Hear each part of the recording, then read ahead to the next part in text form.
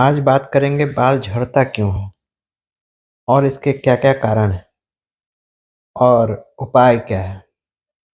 देखिए, बाल झड़ने के 2 ही मुख्य कारण हैं। एक तो है स्ट्रेस, तनाव, जैसे आप गुस्सा करते हैं, झगड़ा करते हैं, झगड़ा-झंझट, फिर दुखी होना, रोना, गुस्से में ठीक से खाना नहीं खाना।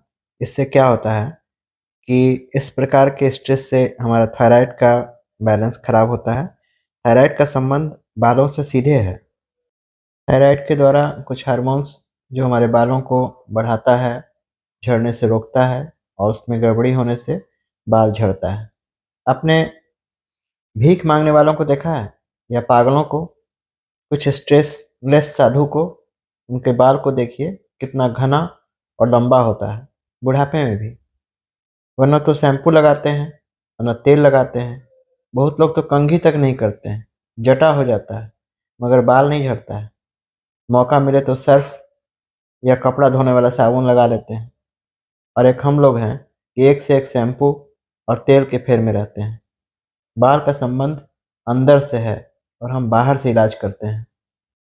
और दूसरा है बालों को पोषक तत्व की कमी होना। पोषक तत्व की कमी कई कारणों से हो सकती है, जैसे आप किसी बीमारी से ग्रस्त हुए हों या कमज़ोरी हुई है। बीमारी के ठीक होने के बाद भी कुछ दिन तक बाल झड़ते रहते हैं, जैसे कोविड के बाद बहुत दिनों तक लोगों का बाल झड़ा। बुखार के बाद केमोथेरेपी में तो पूरा बाल ही झड़ जाता है। यदि आपको लिकोरिया है तो भी आपका बाल झड़ेगा, क्योंकि इससे आपको कमज़ोरी और ज़रूरी पोषक तत्व आपका बह रहा है और आपका हार्मोन्स लेवल बैलेंस नहीं रह रहा है। बाल का संबंध आपके हार्मोन्स पर ही टिका हुआ है। यदि आप लड़के हैं, ज़्यादा नाइटफॉल हो रहा है या किसी तरह भी आपका वीर्य बर्बाद हो रहा है या ज़्यादा सेक्स कर रहे हैं, तो भी आपका हार्मोन्स बैलेंस गड़बड़ाएगा और आपका बाल झड़ेगा। आप चिड़चिड़े होंगे, आपको गुस्सा आएगा, काम में मन नहीं लगेगा, ज़्यादा नींद आने लगेगा। किसी भी तरह आपका पोषक तत्व की कमी होगी तो बाल झड़ेगा। बाल को चाहिए प्रोटीन, सिलिका, सल्फर, कैल्शियम, लोहा, magnesium, phosphorus, vitamin D, vitamin E और मुख्य रूप से विटामिन ई, जो आपको बाल झड़ने से रोकता है, उसमें चमक लाता है। और जब आपका वीर्य ज़्यादा बर्बाद होता है, तो विटामिन ई का स्तर में भी कमी आती है और आपका बाल झड़ने लगता है। ये बात स्त्री-पुरुष दोनों को समान रूप से लागू होती है। यदि आप विटामिन ई बाहर से लेंगे, तो भी आपके बालों को फ़ायदा होगा, लेकिन बार-बार बाहर से आदत लगाएँगे, तो अलग तरह का प्रॉब्लम होगा और जब नहीं लेंगे, शरीर में कमी होगी। इसके लिए सिंथेटिक विटामिन ई लेने से अच्छा है कि आप चना को अंकुराएँ और गुड़ के साथ रोज़ सुबह में खाएँ। 1 मुट्ठी चना डेली रात में फुला दें, फिर कपड़ा में बाँध के अंकुरित करें और उसको सुबह में गुड़ के साथ एक बार रोज़ सुबह-सुबह खाएँ। और एक बात का ध्यान रखें कि इसमें मूँग या सोयाबीन या कुछ और नहीं होना चाहिए, सिर्फ़ चना और गुड़। इस तरह के चना गुड़ में काफ़ी विटामिन ई होती है और लौह तत्व भी होता है, आपको बहुत तरह से फ़ायदा हो, प्रोटीन भी होता है। और अपने वीर्य की रक्षा करें, तो बाल नहीं झड़ेगा। आप में विटालिटी पावर, इसको जीवनीय शक्ति कहते हैं, जितनी ज़्यादा रहेगी, उतना ही बाल घना रहेगा। लोग तरह-तरह का उपाय करते हैं। कोई आपको चावल का पानी से धोने को कह रहा है, कोई प्याज का तेल लगा रहा है, कोई अदरक। ऐसा कोई चीज़ नहीं है, नज़र आता है कि लोग आपके बालों को नहीं लगवा रहे हैं। सोच कर देखिए, सत्तू, बेसन, दही, मलाई, कद्दू का रस, तो एलोवेरा, तो मंगरैला, अंडा, भृंगराज, आंवला, केला, नारंगी, अंगूर, कुछ भी, गोबर से लेके गौमूत्र तक।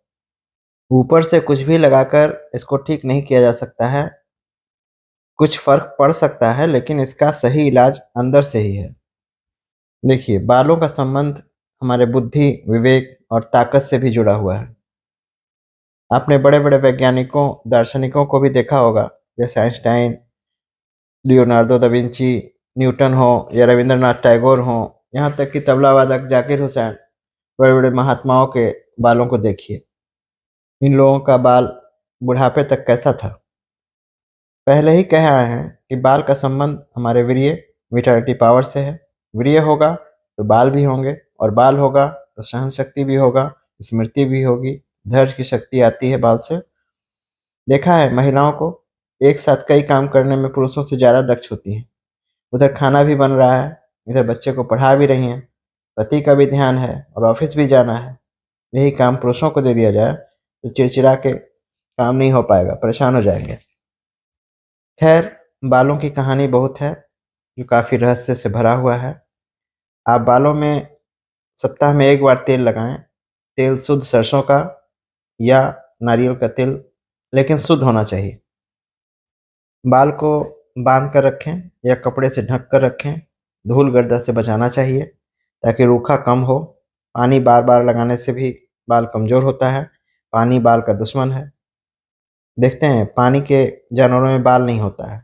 उदाहरण के लिए गाय में बाल होता है और भैंस में न के बराबर होता है, क्योंकि भैंस पानी में जाती है, कीचड़ में जाती है। खैर, बाल झड़ने से रोकने के उपाय में एक तो विटामिन ई, चना गुड़ वाला योग, और एक मूसली होता है। मूसली कई तरह का होता है, सफ़ेद मूसली, काली मूसली, पंजा मूसली। पंजा मूसली सबसे अच्छा है, नहीं तो सफ़ेद मूसली। उसका पाउडर कर लें और आधा चम्मच रोज़ दूध के साथ रात में सोने के टाइम में 1 बार रोज़ कम से कम लें, और खट्टा से परहेज़ रखें। लिकोरिया है तो इसकी सही इलाज करवा लें, क्योंकि उसको ठीक करना सबसे ज़्यादा ज़रूरी है। वैसे बाल के लिए हम 3 तरह का दवा बनाते हैं जो अपने लोगों को देते हैं, बहुत अच्छा फ़ायदा करता है। इसमें एक है बरगद के जड़ का रेशा, जटामासी, मुस्तगी और गंध प्रसारणी का अर्क है, और दूसरा है पंजामुसली और जंगली गोंद और ताल मखाना का एक्सट्रैक्ट और मिश्री, और एक तीसरा है रुद्रवंती के जड़ की छाल का रस, उसी से गोली बनाई जाती है। इन तीनों को खिलाने से 1 महीने के अंदर बाल का झड़ना बिल्कुल रुक जाता है। देखिए, मन की प्रसन्नता से शरीर स्वस्थ रहता है, प्रज्ञा बुद्धि भी पूर्ण विवेकशील रहती है।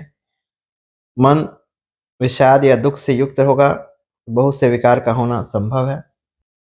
जैसे बाहरी दुनिया में धन की जरूरत होती है, उसी तरह शरीर को धनवान बनाना चाहिए, यही काम आएगा। बाहरी दुनिया में चाहे कुछ भी हो, स्वास्थ्य नहीं है तो कुछ भी नहीं है। इसलिए अपने स्वास्थ्य का पुरानी परंपराओं और आयुर्वेद के द्वारा रक्षा करते रहें और स्वस्थ रहें, यही हमारी कामना और कोशिश है। धन्यवाद।